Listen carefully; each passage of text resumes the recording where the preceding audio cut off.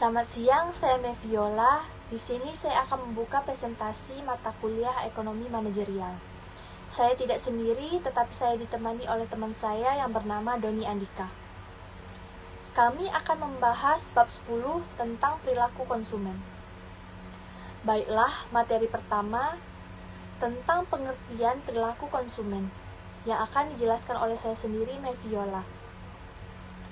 Perilaku konsumen seperti didefinisikan oleh Schiffman dan Canuck pada tahun 2000 adalah proses yang dilalui oleh seseorang dalam mencari, membeli, menggunakan, mengevaluasi, dan bertindak pasca konsumsi produk, jasa maupun ide yang diharapkan bisa memenuhi kebutuhannya. Ataupun perilaku konsumen ini yang ditujukan melalui pencairan, pembelian, penggunaan, pengevaluasian, dan penentuan produk atau jasa yang mereka harapkan dapat memuaskan kebutuhan mereka. Jadi, kesimpulannya, perilaku konsumen ini menjelaskan tindakan konsumen dalam mengkonsumsi barang-barang dengan pendapatan tertentu dan harga barang tertentu, sedemikian rupa supaya konsumen mencapai tujuannya. Yang kedua, teori perilaku konsumen. Teori yang menjelaskan perilaku konsumen yaitu teori utility dan teori indiferensi. Yang pertama, teori utility atau nilai guna. Teori ekonomi kepuasan atau kenikmatan yang diperoleh seseorang dari mengkonsumsi barang-barang dinamakan nilai guna atau utility. Kalau kepuasan itu semakin tinggi, maka semakin tinggilah nilai gunanya atau utility-nya. Lalu, teori nilai guna atau lebih dikenal dengan hukum nilai guna marginal yang semakin menurun, menyatakan bahwa tambahan nilai guna yang akan diperoleh dari seseorang yang akan mengkonsumsi suatu barang akan menjadi semakin sedikit apabila orang tersebut terus-menerus menambah konsumsinya ke atas barang tersebut. Jadi, konsep utilitas ini terbagi menjadi dua, yaitu utilitas total, yaitu konsep ini menjelaskan tentang jumlah seluruh kepuasan yang diperoleh dari masing-masing barang yang dikonsumsi. Kalau utilitas marginal, konsep ini menjelaskan kepuasan tambahan terhadap ke pasar total sebagai akibat ditambahnya satu unit barang yang dikonsumsi. Yang kedua, teori indiferensi. Seorang konsumen menanggapi adanya perubahan-perubahan variabel ekonomi seperti harga, kualitas, fashion dari barang yang digunakan untuk memenuhi kebutuhan mereka. Tingkah laku konsumen untuk memilih barang yang akan memaksimumkan kepuasannya ditunjukkan dengan bantuan kurva indiferen.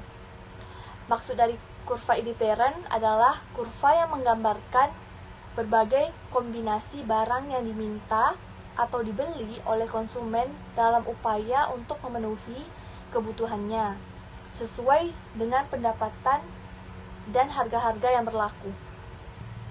3. Jenis-jenis perilaku konsumen. Ada 5 jenis, yaitu 1.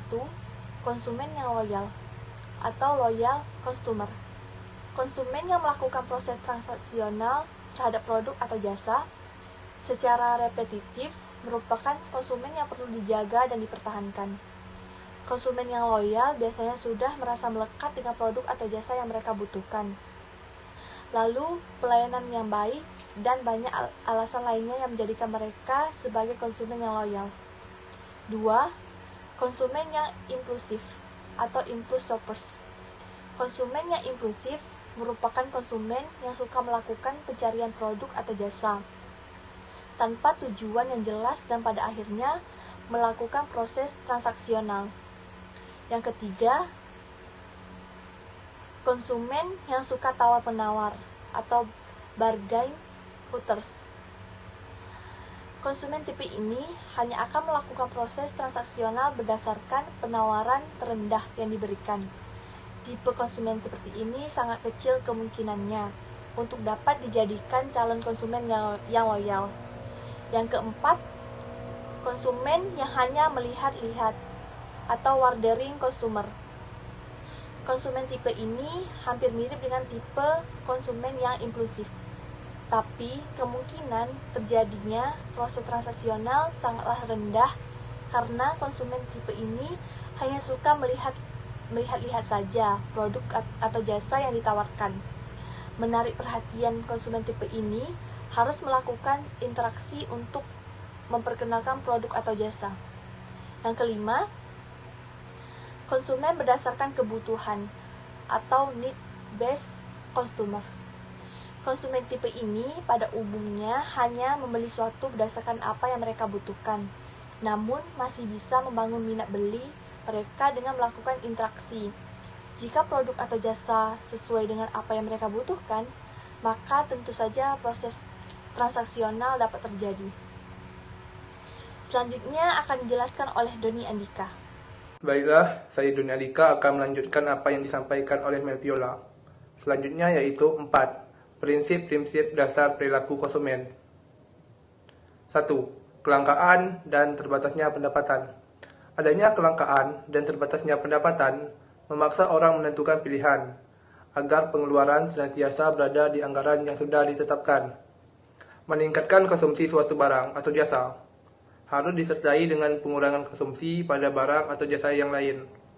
2. Konsumen mampu membandingkan biaya dengan manfaat. Jika dua barang memberikan manfaat yang sama, maka konsumen akan memilih barang dengan biaya yang lebih murah. Dan di sisi lain, bila untuk memperoleh dua jenis barang dibutuhkan biaya yang sama, maka konsumen akan memilih barang yang memberikan manfaat lebih besar. 3. Setiap barang dapat didistribusikan dengan barang lain. Prinsip ini, dengan demikian, konsumen dapat memperoleh kepuasan dengan berbagai cara yang didistribusikan. 4. Konsumen tunduk terhadap hukum berkurangnya tambahan kepuasan. Semakin banyak jumlah barang yang dikonsumsi, semakin kecil tambahan kepuasan yang dihasilkan. Jika untuk setiap tambahan barang diperlukan sebesar harga barang tersebut, maka konsumen akan berhenti membeli barang tersebut, manakala manfaat tambahan yang diperolehnya sama besar dengan tambahan biaya yang harus dikeluarkan. Selanjutnya yaitu 5 faktor yang mempengaruhi perilaku konsumen. 1. Faktor budaya. Budaya adalah penentu yang mendasari dari keinginan dan perilaku seseorang. Budaya adalah sekelompok nilai sosial yang diterima masyarakat secara menyeluruh dan tersebar kepada anggota-anggotanya melalui bahasa dan simbol-simbol. Contohnya di negara maju seperti Amerika Serikat, kemajuan teknologi merupakan refleksi masyarakat Amerika Serikat, sehingga hampir setiap orang Amerika Serikat memerlukan komputer sebagai ciri budayanya. Dan di lingkungan masyarakat lain, misalnya Afrika Tengah, komputer tidak mempunyai arti. Komputer mungkin dipandang sebagai suatu benda aneh yang tidak diminati. 2. Faktor sosial. Perilaku konsumen juga dipengaruhi oleh faktor-faktor sosial seperti kelompok referensi dan keluarga. 1. Kelompok referensi adalah kelompok yang secara langsung maupun tidak langsung mempengaruhi sikap perilaku seseorang. Kelompok referensi terdiri dari semua kelompok yang mempunyai pengaruh langsung atau tidak langsung terhadap sikap atau perilaku manusia. Kelompok yang mempunyai pengaruh langsung disebut kelompok keanggotaan. 2. Keluarga.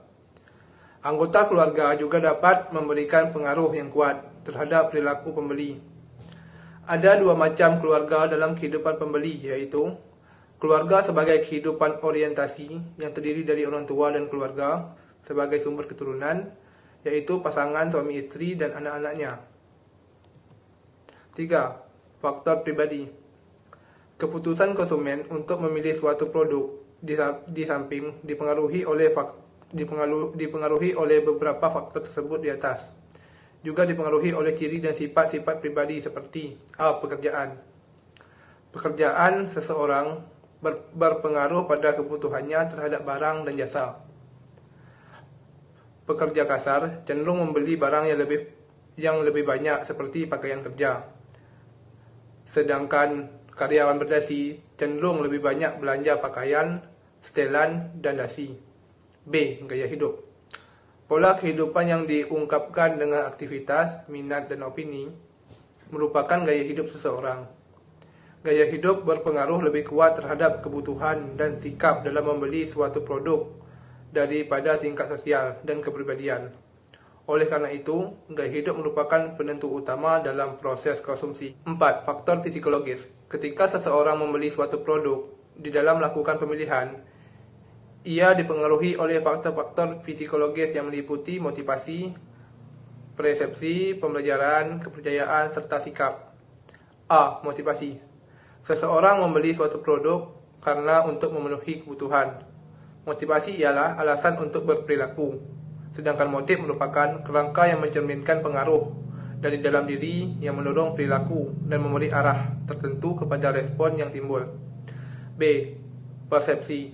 Dua orang karyawan yang mendapatkan perintah yang sama dari atasan mereka, pelaksanaannya dapat berbeda. Hal ini disebabkan oleh persepsi mereka yang berbeda.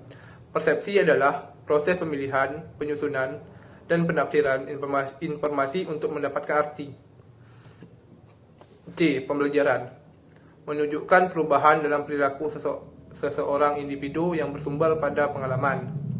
D. Keyakinan. Merupakan suatu gagasan deskriptif yang dianut oleh seseorang tentang sesuatu. E. Sikap. Menggambarkan penilaian kognitif yang baik maupun tidak baik, perasaan emosional, dan kecenderungan berbuat yang bertahan selama waktu tertentu terhadap beberapa objek atau gagasan. Baiklah, selanjutnya yaitu 6. Strategi pemasaran di dalam perilaku konsumen. Komponen-komponen strategi pemasaran dalam perilaku konsumen yang terdiri dari segmentasi, targeting, dan positioning. 1. Segmentasi. Segmentasi pasar adalah proses identifikasi subkelompok konsumen yang memiliki kesamaan dalam hal keinginan, daya beli, lokasi geografi, sikap membeli, dan kebiasaan membeli.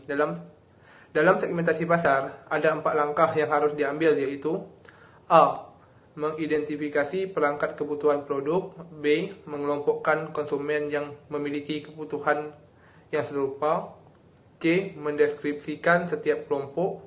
Dan D. Memilih satu atau lebih segmen yang akan dilayani. 2. Targeting.